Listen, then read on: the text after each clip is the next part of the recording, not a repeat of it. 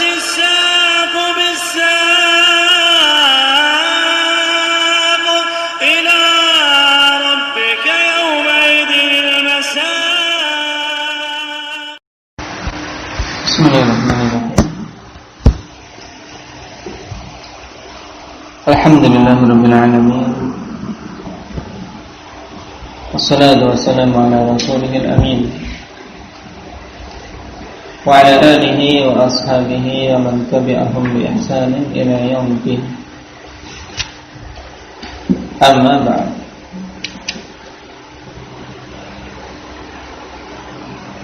Pembahasan terakhir tentang apa?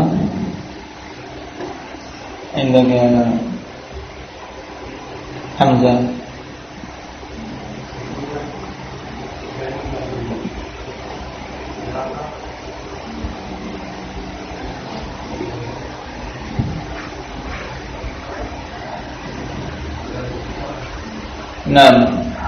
Menjelaskan tentang keyakinan ahli sunnah wal jamaah tentang al-jannah wan nar, bahwa keduanya adalah makhluk dan telah diciptakan.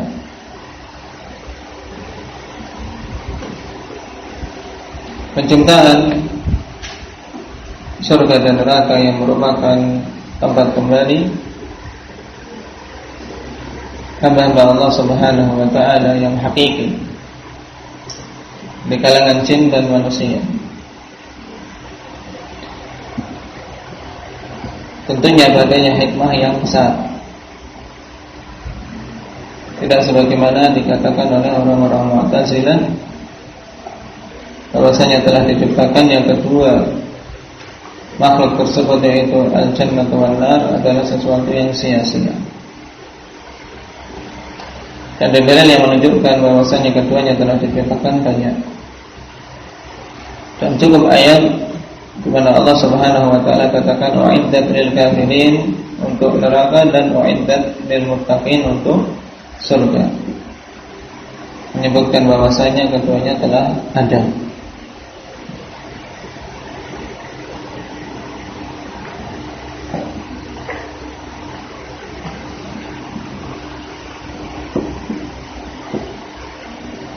Dan keyakinan yang lain seputar kedua makhluk ini insyaallah kita dapati pada kitab-kitab yang lain. Dan juga sebelumnya telah kita bahas seputar hal tersebut. Di antaranya bahwasanya masing-masing dari kedua makhluk tersebut Allah tetapkan para malaikat yang menjaganya. Adapun surga dan Allah Subhanahu wa taala tetapkan penjaga surga dan tidak akan dibuka kecuali setelah Nabi sallallahu alaihi wasallam memasukinya, di mana Rasulullah sallallahu alaihi wasallam katakan dalam hadis Anas, "Ati babal jannah fa astaftah." Faqala man anta? Qala ana Muhammad. Qala bika umirtu. Aku mendatangi pintu surga dan aku meminta untuk dibukakan. Kemudian ditanya, siapa engkau? Dia Muhammad. Dan penjaga tadi mengatakan bika umirtu, untukmu aku diperintahkan untuk membukakannya. Baik. Adapun nama penjaga surga ini apakah sabit bahwasanya namanya Ridwan? Indah Abu Amr.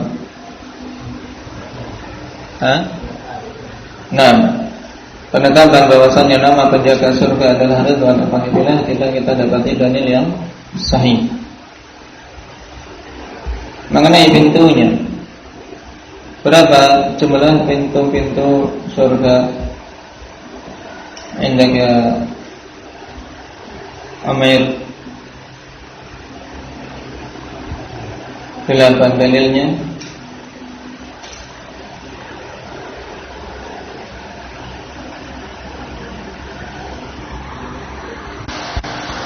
Hadis Umar bin Khattab radhiyallahu anhu tentang apa doa setelah wudu. Jadi doa setelah wudu keutamanya besar, maka jangan diremehkan dan jangan sampai lupa ihtisab. Rasulullah sallallahu alaihi wasallam telah mengatakan, "Man tawadda'a fa ahsana al-wudu' thumma qala asyhadu an la ilaha illallah wahdahu la syarika lahu wa asyhadu anna Muhammadan 'abduhu wa rasuluh." Semuanya hafal insyaallah. Balasannya sangat besar. Adkhalahullahu min ayyi abwabil jannati tsamaniyati sya'a. Yang berwudu dan memperbagus wudunya, diperbagus wudunya dengan tergesa-gesa. Juga jangan berlebih-lebihan dalam menggunakan air. Juga sekalian kan alhamdulillah, ketika menutup keran, tutup yang sempurna. Kalau mendapati keran sudah rusak atau air berceceran, maka segera dicari solusi. Jangan dibiarkan. Jangan dibiarkan keran menetes airnya atau bahkan tidak ditutup rapat. Karena air itu nikmat.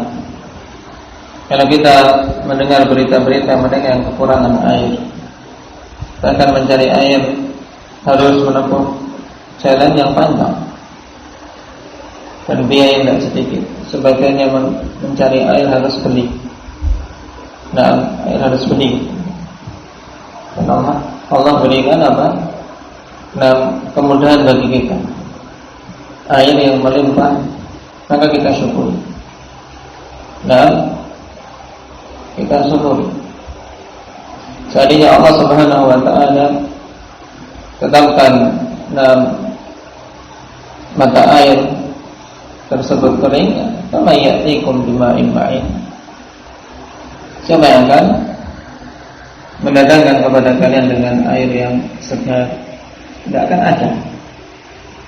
Amin.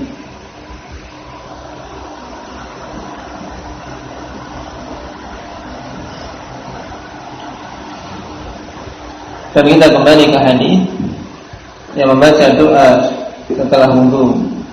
Tentunya setelah berbagus wudunya, asyhadu an la ilaha illallah wahdahu la syarika lahu wa asyhadu anna Muhammadan 'abduhu wa rasuluh. Syahadatain. Ini juga hikmahnya besar alhamdulillah. Sebelum seorang melakukan salat, dia betul-betul mengingat dua kalimat syahadat ini dan mengucapkannya.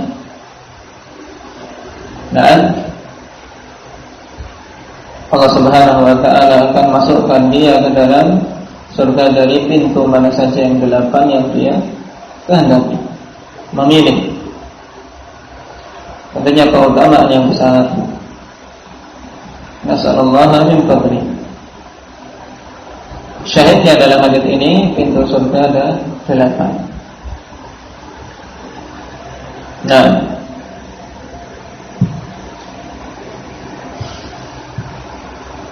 Ada beberapa alhamdulillah, maka telah datang nas bahwasanya penjaga neraka namanya siapa? Ukasha. Malaikat penjaga neraka, pimpinannya. Karena bukan satu saja, tapi pimpinannya siapa? Dari malaikat penjaga neraka.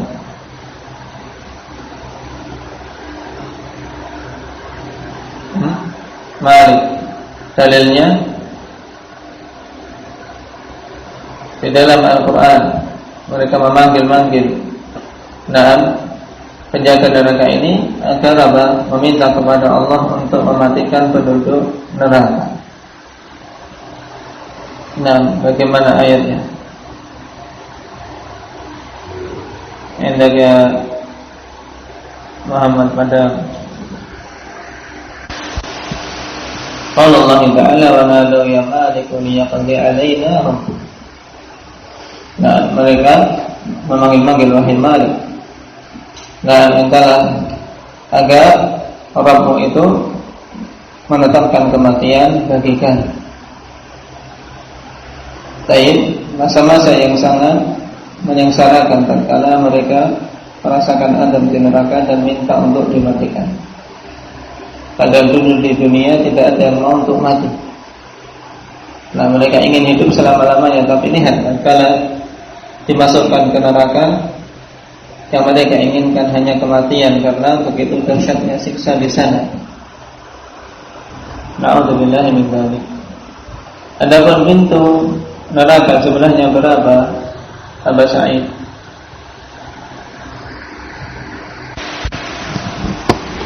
Allah Subhanahu wa taala katakan, wa inna jahannama la maw'iduhum ajma'in. Sesungguhnya neraka jahanam adalah apa?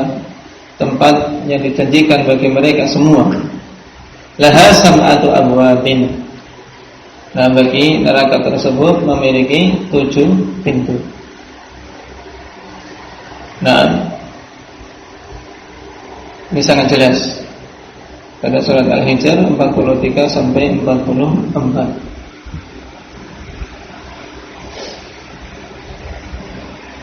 Dari sini kita ketahui, alhamdulillah, pintu-pintu surga lebih banyak. Dan yang menunjukkan bahwasanya rahmat Allah Subhanahu wa taala juga lebih luas. Nah, pintu neraka 7, pintu surga 8. Dan Allah Subhanahu wa taala telah mengatakan, inna rahmati sabaqat ghadabi. Sesungguhnya rahmatku itu mendahului kemurkaanku. Nah, dan rahmat Allah Subhanahu wa taala itu lebih luas. Nah, karena itulah sungguh memang seorang yang celaka tatkala dia terharamkan dari masuk ke dalam surga dalam keadaan rahmat Allah yang sangat luas tersebut. Kemudian perkara yang juga hendaknya kita senantiasa mengingatnya, alhamdulillah, bahwasanya kedua makhluk tadi, surga dan neraka, Allah Subhanahu wa taala tetapkan baginya hijab, yaitu hal-hal yang menutupinya, sehingga banyak manusia tertipu dikarenakan apa? Hijab yang menutupi kedua makhluk tersebut. Rasulullah SAW telah mengatakan, hujibatil jannatu bil makarih wa hujibatin nar bisyahawat. Surga itu dihijab, ditutupi dengan al-makarih, perkara-perkara yang dibenci oleh jiwa, perkara-perkara yang tidak disukai oleh seorang hamba.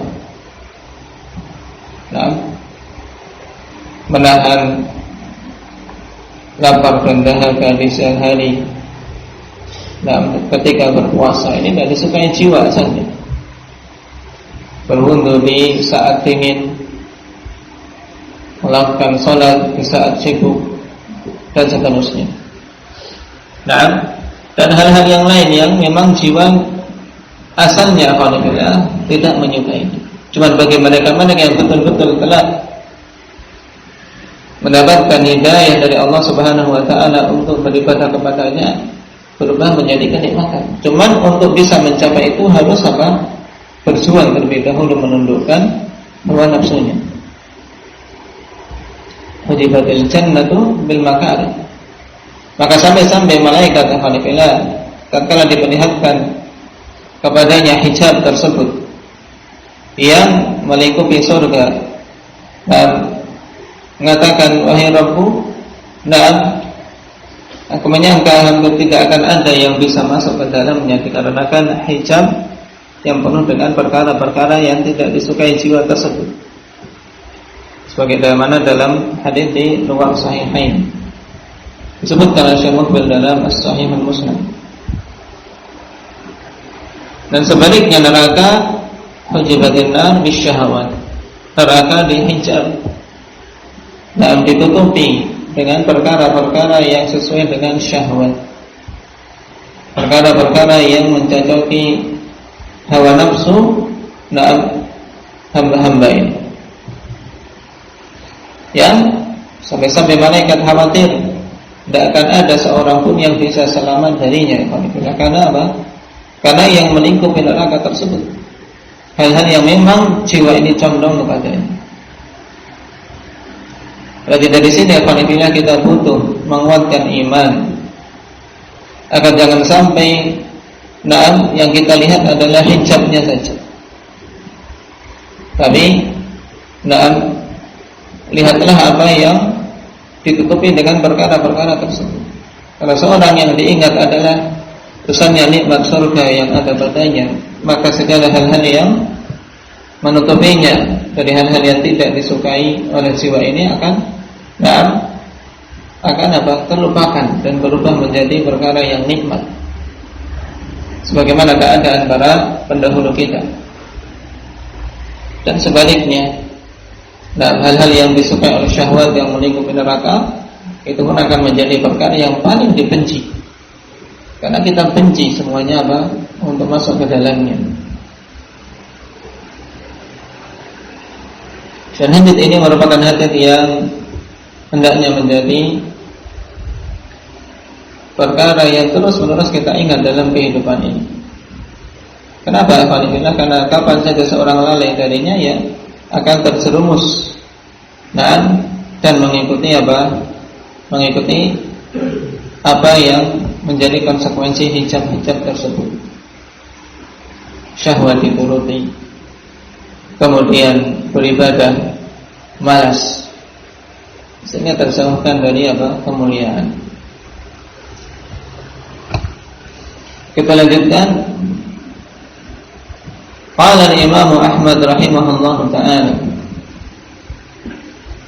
faman za'ama annahuma lam tukhlaqa fahuwa mukadzibun bil Qur'ani wa ahaditha Rasulullah sallallahu alaihi wasallam.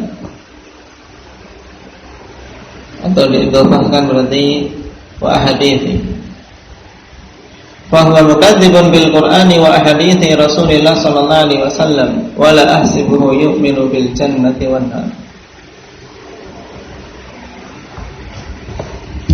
Siapa saja yang menyangka bahwasanya keduanya, yakni surga dan neraka, belum diciptakan, maka dia berarti mendustakan Al-Quran dan hadis-hadis Rasul sallallahu alaihi wasallam.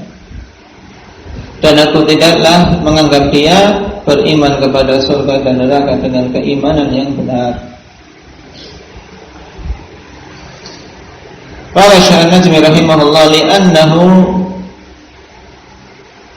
kadzdzaba Allah fi khabari wa kadzdzaba Rasul sallallahu alaihi wasallam fi khabari. Karena dia mendustakan Allah pada kabar-kabar yang Allah Subhanahu wa taala telah beritakan, dan mendustakan Rasul sallallahu alaihi wasallam pada kabar-kabar beliau juga. Dan telah kita lewati ayat-ayat dan hadis-hadis yang menunjukkan telah diciptakannya al-jannatu wan nar. Wallahu ta'ala yaqul wa laqad ra'ahu nazlatan ukhra 'inda sidratil muntaha indaha jannatul ma'wa.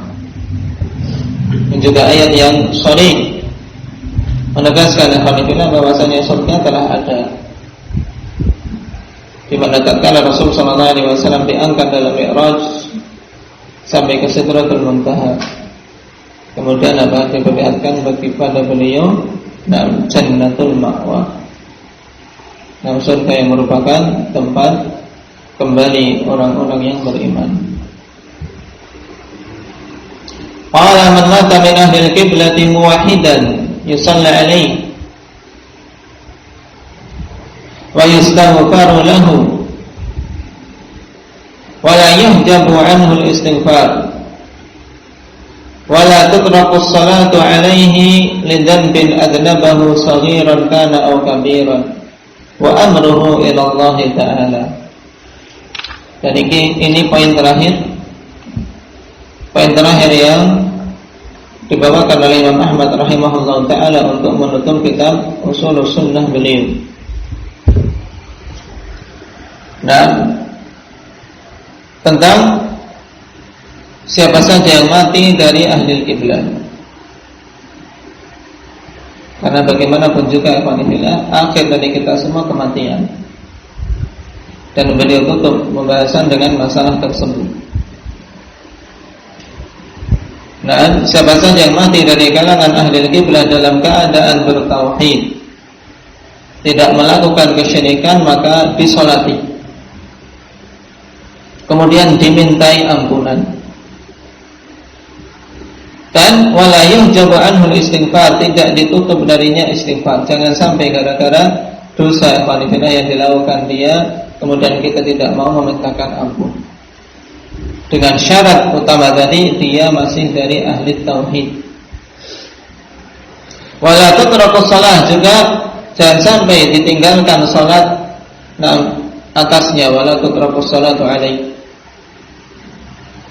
tidak boleh kemudian menyalati dia itu ditinggalkan. Lidzanbil adnabahu, dikarenakan dosa yang dia lakukan. Saghiran kana au kabiran, baik dosa itu kecil ataupun besar. Di sini bimbingan dari beliau aqwanillah yang menunjukkan rahmah ahli sunnati wal jamaah, kasih sayangnya ahli sunnati wal jamaah terhadap kaum mukminin. Bahwasanya kapan saja diketahui di sana ada seorang mukmin muwahhid, dikenal dia tidak melakukan kesyirikan, ahli tauhid, maka apa? Disyaratkan untuk menyolat ini, memintakan ampunan baginya. Tidak boleh kita meninggalkan hal tersebut dikarenakan apa? Dosa yang diperbuat. Hal ini juga menunjukkan bolehnya meninggalkan hal tersebut karena perkara lain. Misalnya untuk nasihat bagi kaum mukminin. Ini bagi orang-orang tertentu, alhamdulillah. Sebagaimana Rasul sallallahu alaihi wasallam meninggalkan untuk menyolati orang yang mati dalam keadaan tidak memiliki uang untuk melunasi hutangnya. Dia punya hutang, kemudian meninggal dan tidak memiliki harta yang bisa digunakan untuk melunasinya. Maka Rasulullah SAW tidak mau untuk menyolatinya. Sebagai apa? Sebagai nasihat bagi yang lain agar tidak bermudah-mudahan dalam urusan hutang. Jadi tujuannya nasihat bagi yang hidup. Zajar. Agar jangan sampai seseorang bermudah-mudahan sehingga akhirnya nanti seperti ini. Oleh karena itulah tatkala ada sahabi lain yang kemudian menanggung hutang-hutang saudaranya tersebut, Rasulullah SAW pun segera menyolatinya. Atau misalnya dia seorang imam atau seorang dai, meninggalkan untuk menyolati orang yang dikenal suka melakukan kebid'ahan. Dia masih masih termasuk kategori ahli tauhid walaupun terjatuh dalam bid'ah misalnya. Ini boleh untuk menasihati yang lainnya. Tapi kalau ditinggalkan secara totalitas, ini tidak boleh selama dia ahli tauhid. Wa amruhu ila Allah Ta'ala, dan perkaranya diserahkan kepada Allah Subhanahu wa Ta'ala. Karena kita hanya bisa menghukuminya sesuai dengan apa yang nampak di dunia. Qala Syekh Ahmad An-Najmi rahimahullah, li'anna kulla muwahhidin yurja lahu dukhulul jannah wa in udhiba fin nari ma udhib wal iyad billah. Dikarenakan setiap ahli tauhid diharapkan baginya untuk masuk ke dalam surga walaupun diadab di neraka dengan adab yang telah ditetapkan baginya. Fala yajuzu an nahkuma bil kufri ala ahli al-kaba'ir. Maka tidak boleh kita menghukumi kekafiran atas para pelaku dosa besar. Bal yajibu an na'taqida bi anna kulla man mata muwahhidan musalliyan lis salawatil khamsi lam yaqa fi syai'in min nawaqidil Islam fa inna hukmahu hukmu sa'iril muslimin yusalla alaihi idza mata. Bahkan yang wajib untuk kita yakini bahwasanya setiap orang yang mati dalam keadaan bertauhid dan melakukan salat 5 waktu serta tidak terjatuh dalam salah satu dari pembatal-pembatal keislaman. Dia tidak terjatuh dalam salah satu pun dari pembatal-pembatal keislaman, maka hukumnya adalah sebagaimana hukum keseluruhan kaum muslimin, yaitu disolati apabila dia mati. Kemudian waktu sedang janazatuhu wa yustamu farulah, jenazahnya diikuti dan dimintakan ampunan. Wa yurjalahul jannah, dan diharapkan dia mendapatkan surga dari Allah Subhanahu wa taala. Wa yukhafu alaihi min dunubi, dan dikhawatirkan dia mendapatkan kecelakaan disebabkan dosa-dosanya. Fa innahu mahma amila minadh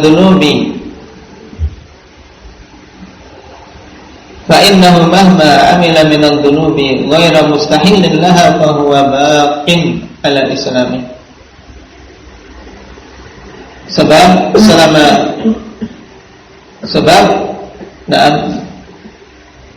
betapapun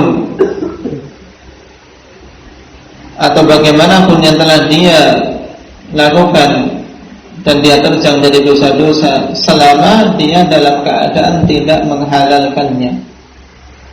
Ini catatannya, yaitu melakukan dosa-dosa selama dia tidak menghalalkannya. Karena kalau sampai menghalalkan suatu dosa yang diharamkan oleh Allah, berarti dia terjatuh dalam kekufuran. Maka batasan ghairu mustahilin laha, dalam keadaan dia tidak menghalalkan dosa tersebut, maka dia tetap berada di atas keislamannya. Tayyib, bahwa baqin ala islami, mudanun bi kabiratihi wa amruhu fi dzalika ila Allah in syaa'a 'afa 'anhu wa in syaa'a 'adzabahu, thumma yudkhiluhu al-jannata ba'da an yutahhirahu minal ma'asi allati irtakabaha.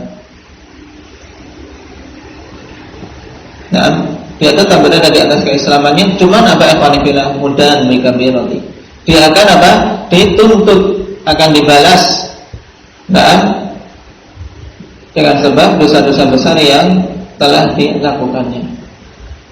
Perkaranya kembali kepada Allah Subhanahu wa taala. Apabila Allah kehendaki, maka dia akan memaafkannya, dan apabila Allah kehendaki juga akan mengadabnya. Perkaranya kembali kepada Allah. Namun setelah itu semua mesti yudkhilul jannah, akan Allah masukkan ke dalam jannah setelah dibersihkan dari dosa-dosa kemaksiatan yang telah dia langgar ketika di dunia. Dan ini keyakinan ahli sunnah. Dan tentunya alhamdulillah, jangan sampai kita meremehkan walaupun hanya sekejap di neraka Allah Subhanahu wa taala. Kalau satu celupan saja melupakan semua nikmat yang telah dirasakan, lalu bagaimana kalau berhari-hari bahkan bertahun-tahun di dalamnya. Qala thumma innahum la budda an nufarriqa baina ma yujibul kufra wa huwa syirkul akbar aw juhudu ruknin min arkanil islami aw al imani aw istihlalu muharramin mujma'in alaihi wa tahrimu halalin mujma'in alaihi, hadza kulluha min mujibatil kufur. Kemudian mesti kita bisa membedakan antara perkara-perkara tadi, dosa-dosa besar, dengan hal-hal yang mengharuskan pelakunya terjatuh dalam kekufuran, yaitu hal-hal yang konsekuensinya pelakunya kafir, yaitu syirik akbar, atau juhud ruknin min arkanil Islam awil iman, yaitu juhud, yaitu mengingkari rukun di antara rukun-rukun Islam atau rukun-rukun iman. Al-istihlalu muharramin mujma'in alaih, atau menghalalkan perkara-perkara yang haram yang telah terjadi ijma' tentang keharamannya. Atau sebaliknya, tahrimu halalin mujma'in alaih, atau mengharamkan yang halal yang telah terjadi ijma' tentang kehalalan. tentang apa? Kehalalannya. Yang halal diharamkan dan yang haram dihalalkan. Dengan catatan mujma' alaih, yaitu tidak ada khilaf apabila.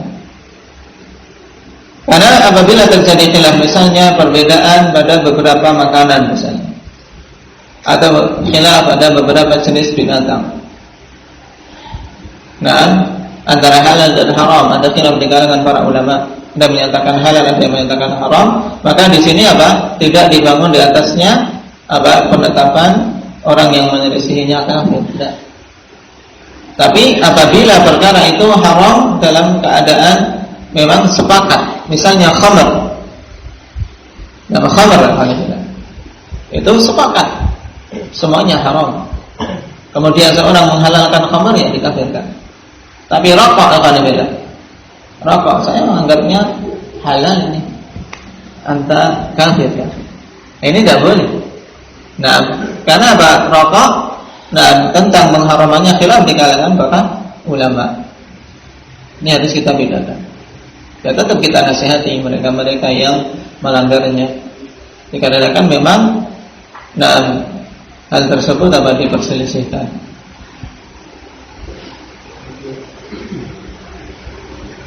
Baik.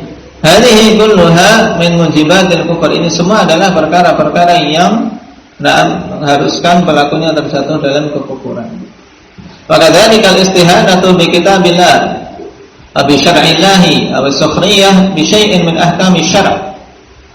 Demikian pula meremehkan kitab Allah atau meremehkan syariat Allah Subhanahu wa taala, menghinanya. Aw sukhriyah bi syai'in min ahkami syara', atau apa? Menghina, mengejek sesuatu dari hukum-hukum syariat. Ini juga sangat berbahaya, menjadikan apa? Hukum-hukum syariat sebagai ejekan.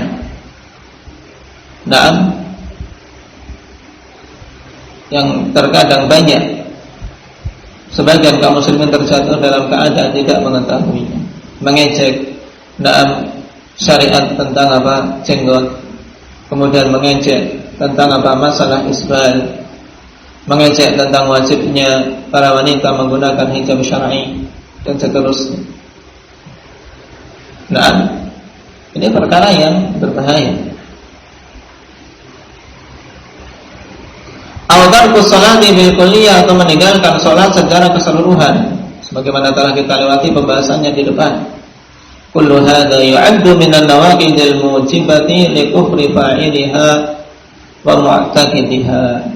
Ini semua adalah perkara-perkara yang membatalkan keislaman kepada yang mengharuskan pelakunya terjatuh dalam kekufuran. Demikian pula orang yang meyakini hal tersebut. Falyahdhar talibul ilmi min an yaltabisa alaihi al-amru fala yumayyizu bainal kufri al-akbar wal asghar wala baina syirkil akbar wal asghar. Kemudian Syekh di akhir syarah beliau alhamdulillah peringatkan kepada setiap penuntut ilmu untuk hati-hati. Hendaknya seorang penuntut ilmu hati-hati, jangan sampai rancu atas dia perkara ini. Sehingga dia tidak bisa membedakan mana kufur akbar dan mana kufur asghar, mana syirik akbar, mana syirik asghar, karena ini perkara paling penting.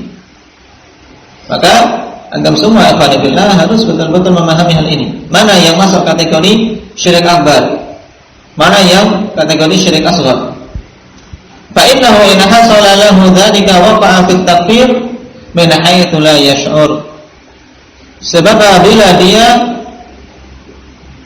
terjatuh pada kerancuan tadi, maka dia pun akan terjatuh dalam pemahaman takfir, penetapan pengkafiran kepada orang lain dalam keadaan dia tidak sadar. Fala budda li talibil ilmi min an yumayyiza baina hadza wa hadza. Maka mesti bagi penuntut ilmu untuk membedakan ini dan ini.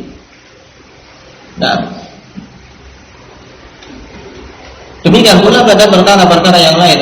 Seorang muslim dalam perkara akidah, dalam perkara tauhid harus betul-betul kokoh. Terkhusus lagi para penuntut ilmu. Maka pembahasan seputar tauhid harus diberikan porsi dalam murojaah yang banyak. Terutama dalil-dalil yang menjadi landasannya. Nah, kita Mabadi Mufidah ini kadang oleh Syekhuna Yahya hafizahullah ta'ala sangat membantu untuk seorang memahami dasar-dasar dalam masalah ini beserta dalilnya. Demikian pula kitab Tauhid ini karang Syekh Muhammad bin Abdul Wahhab dengan dalil-dalil yang disebutkan padanya. Ini sangat bermanfaat bagi penuntut ilmu untuk mengokohkan pembahasan ini. Hatta tatajallal haqa'iqu amamah, sampai betul-betul jelas hakikat di depannya. Wa yakunu 'arifan bima yudkhilu fil kufril akbari wal asghar wa kadzalika an-nifaq akbar wal asghar. Sehingga dia betul-betul mengetahui apa-apa yang memasukkan dia ke dalam kufur akbar dan kufur asghar. Demikian pula apa saja yang memasukkan dia ke dalam nifaq akbar dan nifaq asghar. Wasyirkal akbar wal asghar, demikian pula syirik akbar dan syirik asghar. Wabillahi taufiq. Untuk dia kemudian berhati-hati jangan sampai apa terjerumus di dalam hal-hal tersebut. Nah, dengan ini ya Fanifillah kita selesai dari pembahasan usul sunnah, dari poin-poin yang disebutkan oleh Imam Ahmad rahimahullah ta'ala dalam risalah ini. Semoga kita bisa mengambil kemanfaatan darinya. Nah, sebagaimana dulu telah disebutkan oleh Abu Ya'la, seandainya seorang menempuh safar yang panjang demi mendapatkan faedah-faedah yang dicakup dalam kitab ini, maka itu adalah perkara yang ringan dibandingkan dengan faedah yang akan dia dapat darinya. Baik. Barakallahu fiikum. Nasallallahu azza wa jalla an yanfa'ana bima qara'na. Na'am wa yaj'alana minal mustaqimin ala dinihi. Walhamdulillahi rabbil alamin. Subhanakallahumma wa bihamdika asyhadu an la ilaha illa anta astaghfiruka wa atubu ilaik.